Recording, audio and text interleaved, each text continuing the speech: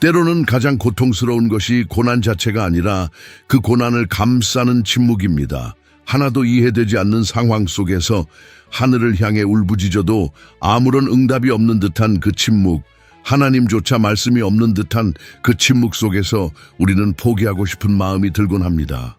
아무런 표적도 없고 아무런 변화도 느껴지지 않을 때 우리는 길을 잃은 것처럼 느껴지고 삶이 멈춰버린 것처럼 보입니다.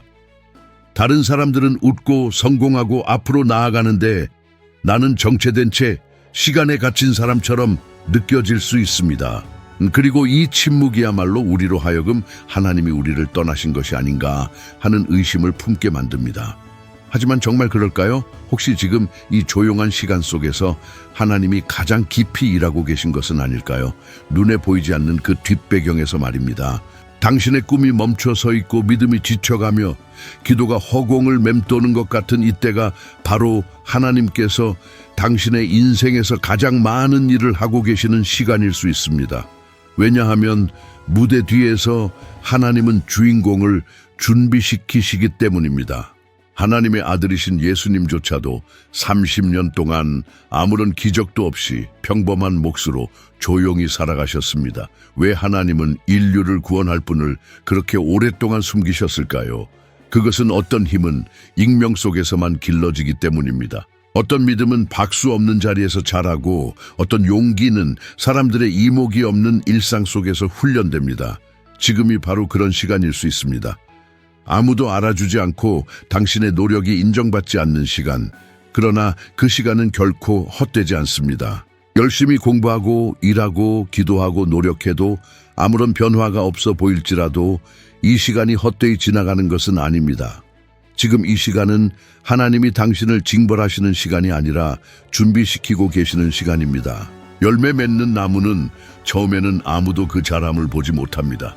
땅속 깊이 뿌리를 내리면서 조용히 자랍니다. 그러나 그 뿌리가 나중에 열매를 버티게 합니다. 성급히 흙을 파헤치면 나무는 바람에 쉽게 쓰러집니다. 당신도 마찬가지입니다. 지금 하나님께서는 당신 안에 깊은 뿌리를 내리고 계십니다. 겉으로 보기에는 아무 일도 일어나지 않는 것 같아도 하나님은 당신의 내면을 강하게 만드시고 계시는 것입니다. 우리는 즉각적인 기적과 확실한 표적을 원하지만 하나님께서 지금 우리의 손에 그 모든 꿈을 주신다면 그것을 감당할 준비가 되어 있을까요? 감정적으로, 영적으로 그 무게를 견딜 수 있을까요?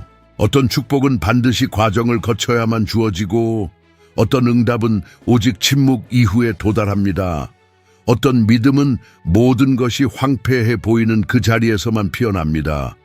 그곳이 바로 하나님께서 가장 주목하시는 자리입니다.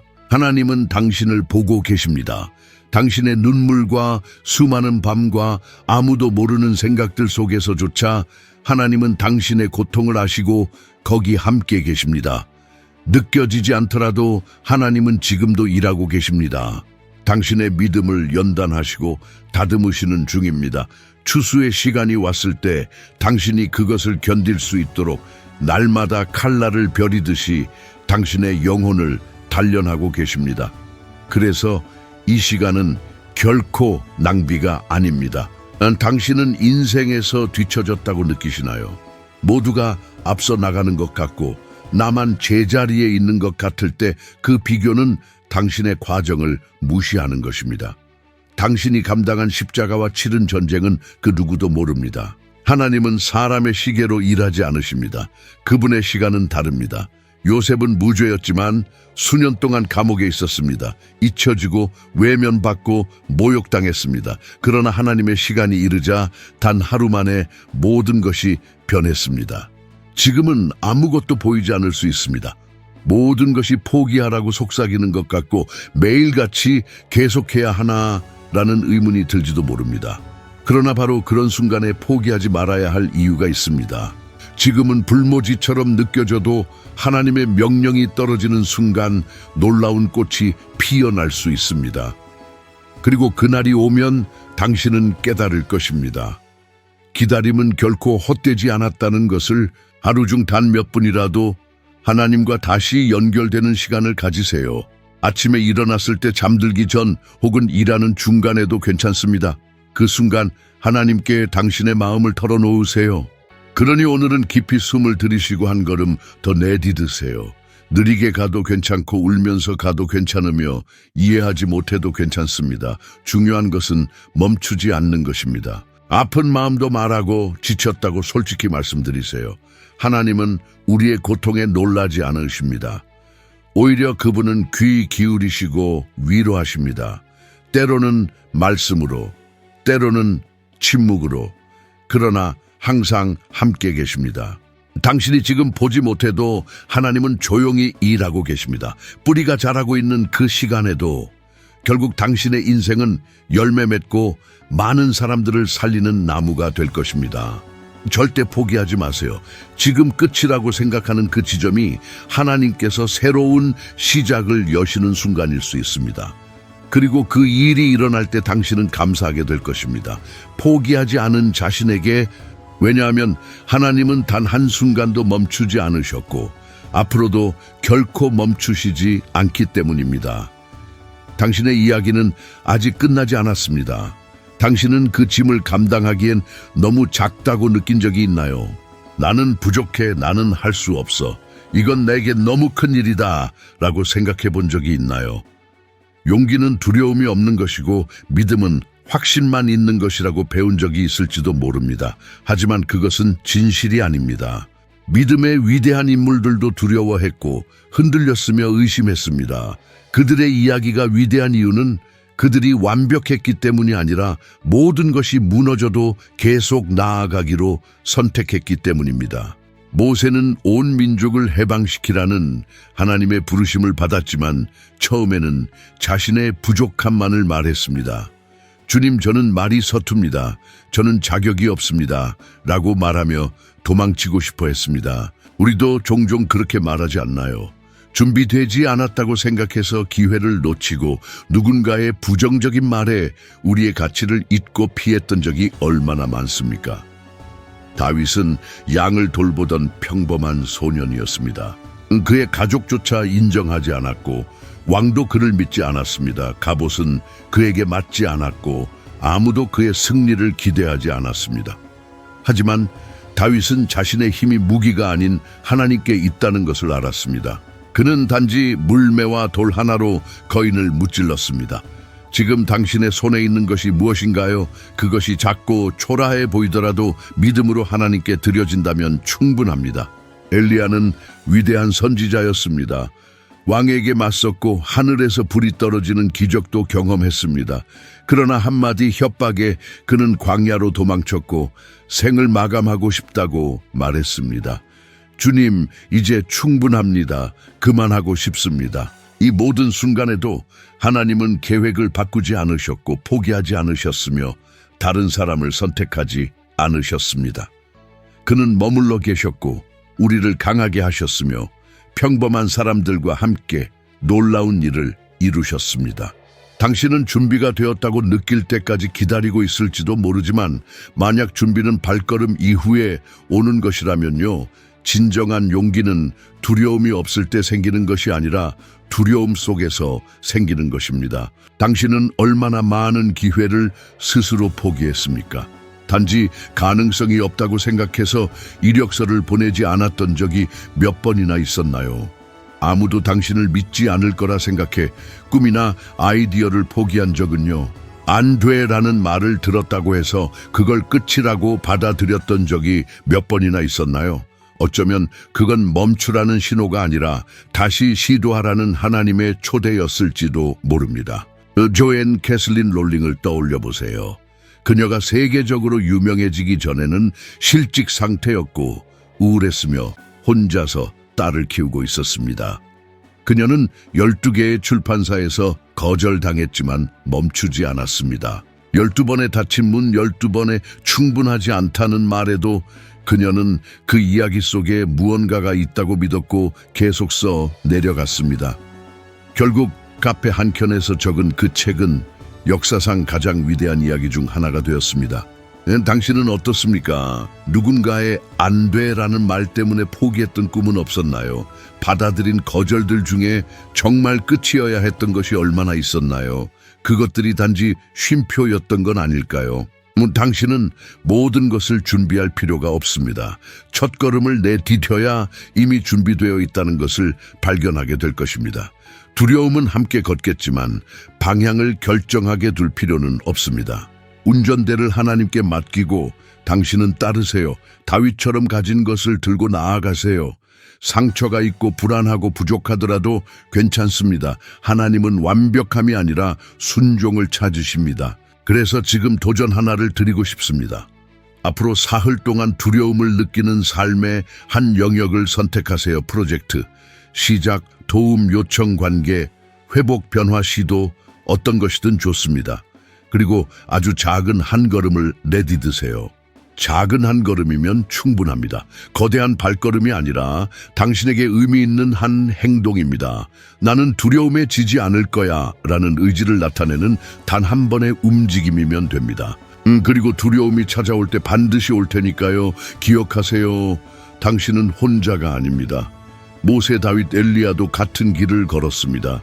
그들도 떨었고 울었지만 멈추지 않았습니다. 그들이 계속 걸었기 때문에 우리는 지금 그들의 이야기를 듣고 감동을 받는 것입니다. 당신도 그들과 같은 발자취를 남길 수 있습니다. 당신만의 새로운 이야기를 써나갈 수 있습니다. 얼마나 자주 포기하고 싶었는지는 중요하지 않습니다. 오늘은 계속 나아가기로 결단할 수 있는 날입니다. 하늘은 당신의 완벽함을 기다리지 않습니다. 하늘은 당신의 믿음에 반응합니다. 그 믿음이 작고 흔들리고 지쳐있다 하더라도 여전히 그것은 믿음입니다. 그리고 그것이면 충분합니다. 설명할 수 없는 고통이 있습니다. 숨 사이에서 느껴지는 조용한 아픔이 있습니다. 겉으로는 강한 척하지만 속으로 무너지고 있을 때조차 하나님은 거기 계십니다. 처벌처럼 보였던 모든 일이 사실은 하나님께서 당신을 위한 더 크고 놀라운 계획에 대비시키기 위한 준비였다는 것을 생각해 본 적이 있나요? 외로움과 아무도 보지 못한 눈물, 숨겨진 노력들이 당신을 앞으로 감당해야 할 더 무거운 사명을 위해 강하게 만들고 있는 중일 수 있습니다. 당신이 잃고 있는 것만이 중요한 것이 아니라 모든 것이 무너지는 것처럼 보일 때 하나님께서 당신 안에 무엇을 세우고 계신지가 진짜 핵심입니다. 하나님께서 고통을 허락하실 때에는 반드시 그 안에 사명이 담겨 있습니다. 어떤 사람들은 당신의 이야기를 통해서만 하나님을 듣게 될 것입니다. 어떤 영혼은 당신이 살아남은 과정을 들으며 감동받고, 누군가는 당신이 나도 그랬어, 하지만 하나님이 날 붙드셨어 라고 말할 때에 치유를 받게 됩니다. 당신이 부서진다는 것이 무엇인지 경험하지 않았다면 어떻게 아픈 사람을 도울 수 있겠습니까? 눈물 흘려보지 않았다면 어떻게 위로할 수 있겠습니까? 오늘 당신에게 아무 의미 없어 보이는 이 고통은 영원한 목적을 만들어가고 있습니다.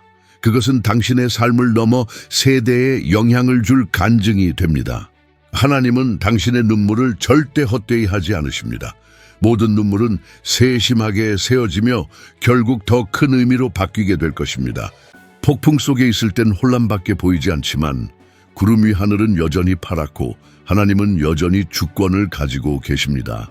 하지만 고통 속에서 그는 목적을 발견했습니다. 지금 그는 전 세계를 여행하며 희망을 전하고 포기하려 했던 사람들에게 용기를 주고 있습니다. 팔과 다리 없이 태어난 닉 부이치치의 이야기를 기억하세요. 그는 조롱을 받았고 깊은 우울증에 빠졌으며 삶을 포기하려고도 했습니다. 그의 한계는 하나님의 은혜가 드러나는 무대가 되었습니다. 그는 침묵하거나 숨지 않고 자신의 고통을 사명으로 바꾸는 길을 선택했습니다. 그렇다면 당신은 어떻습니까? 당신은 고통을 마비로 받아들이고 있습니까? 아니면 그것이 당신을 변화시키도록 허락하고 있습니까? 우는 것은 잘못이 아닙니다. 약해지는 것도 의심이 드는 것도 잘못이 아닙니다. 진짜 잘못은 하나님이 일하시는 걸 보기 전에 포기해버리는 것입니다. 하나님은 당신의 상처를 흉터로 바꾸실 수 있습니다. 그리고 흉터는 치유의 증거입니다. 아팠지만 결국 나았고 살아남았다는 표시입니다. 오늘 당신의 마음이 산산조각 나 있고 모든 게 무의미하게 느껴질지 몰라도 더는 못 견디겠어요 라고 말하고 있을지 몰라도 기억하세요. 요셉도 엘리야도 모든 것을 잃은 욥도 하나님께 울부짖었지만 그 누구도 잊혀지지 않았습니다. 당신도 마찬가지입니다. 이번 주에 하루를 선택해 조용히 앉아 당신이 겪은 일들을 적어보세요. 아픔과 상실, 포기하고 싶었던 순간들까지 종이에 써보세요. 그리고 그 옆에 배운 것들, 바뀐 부분들, 인격 안에 생긴 성숙함을 적어보세요. 당신은 보이지 않게 성장하고 있었습니다. 하나님은 세상이 패배라 부르는 것을 간증으로 바꾸십니다. 당신의 고통은 치유의 통로가 되고 부서진 삶은 하나님의 영광의 도구가 됩니다.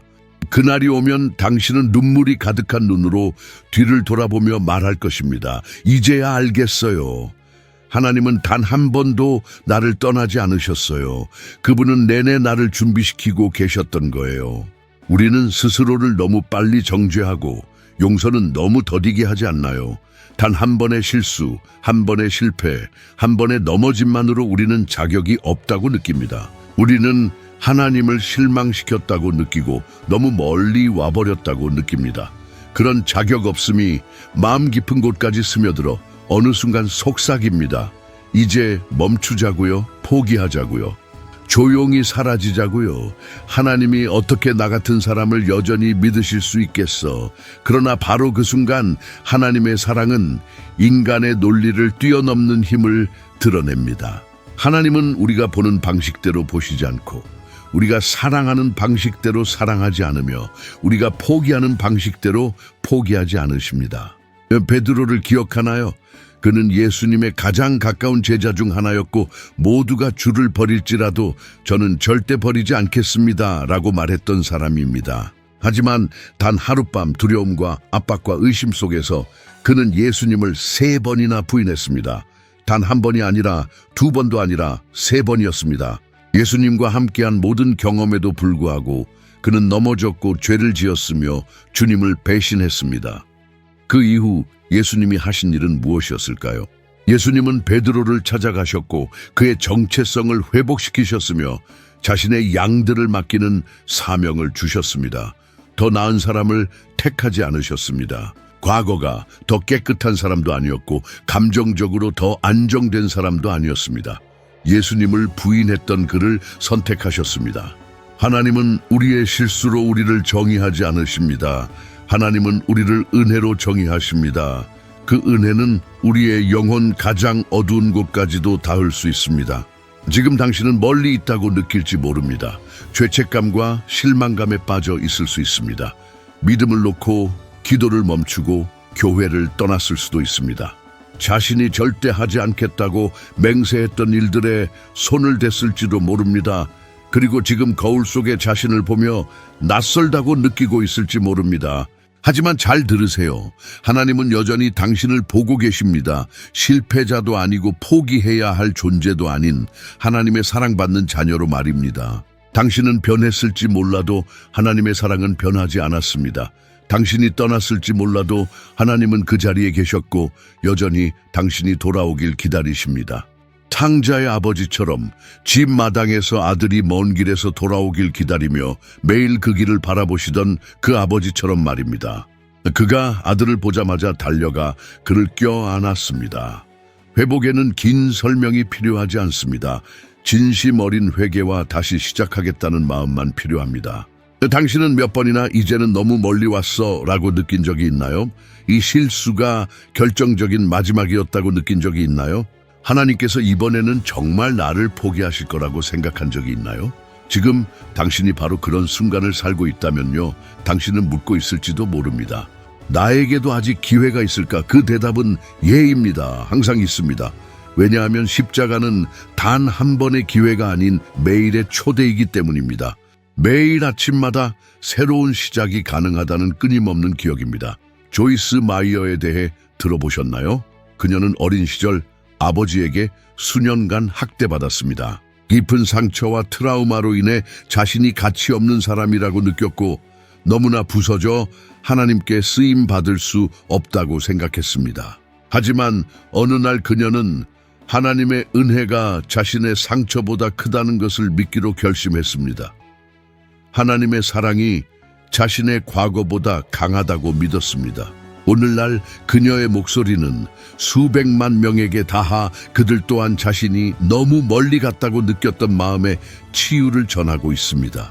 하나님이 회복하실 때는 마음만 치유되는 것이 아닙니다.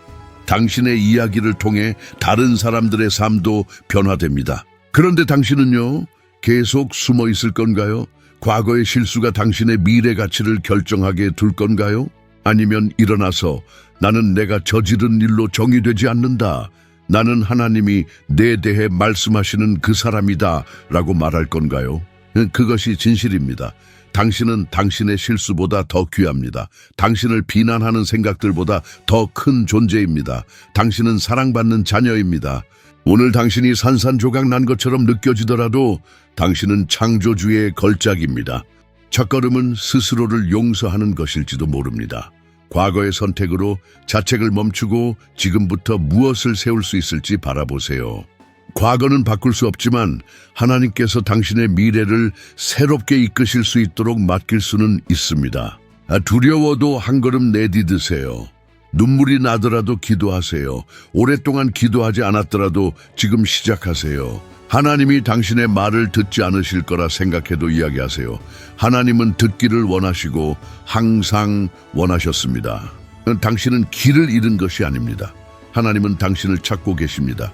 이 메시지가 지금 당신에게 도달했다면 그것은 하나님께서 다시 속삭이고 계신 것입니다. 나는 여전히 너를 원한다. 나는 여전히 너를 위한 계획이 있다. 스스로를 포기하지 마세요. 하나님은 결코 당신을 포기하지 않으셨습니다. 그 사랑 안에서 당신은 다시 시작할 수 있습니다. 몇 번이고 새롭게 시작할 수 있습니다. 은혜는 끝이 없고 희망도 마찬가지입니다. 지금 이 순간까지 왔다면 당신 안에는 아직 꺼지지 않은 불꽃이 있다는 뜻입니다. 희미할지라도 여전히 살아 있습니다.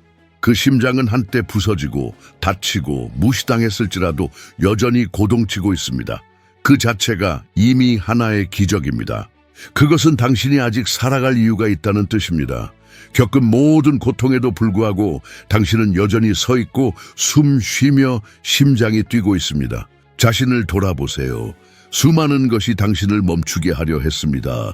실망, 상실, 잠 못 든 밤, 너무 어두운 순간들. 그럼에도 불구하고 당신은 여기까지 왔습니다.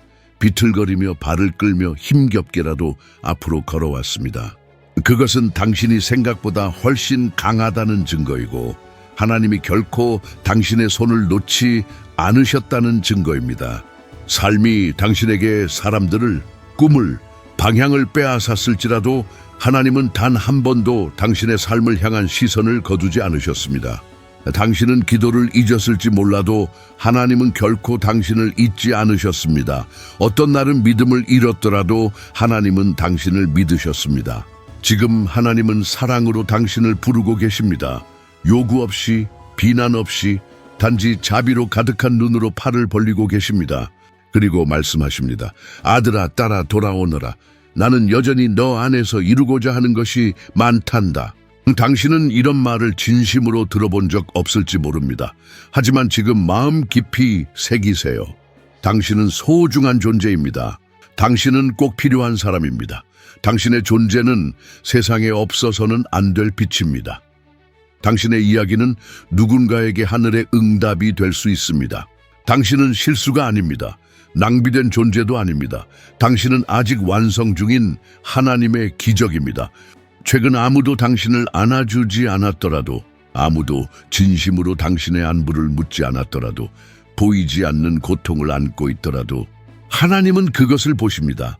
그리고 판단의 눈으로가 아니라 자비의 눈으로 보십니다. 하나님은 당신의 연약함을 이해하시며 당신의 싸움을 아시고 당신이 어둠 속에서 삼키는 눈물까지 아십니다.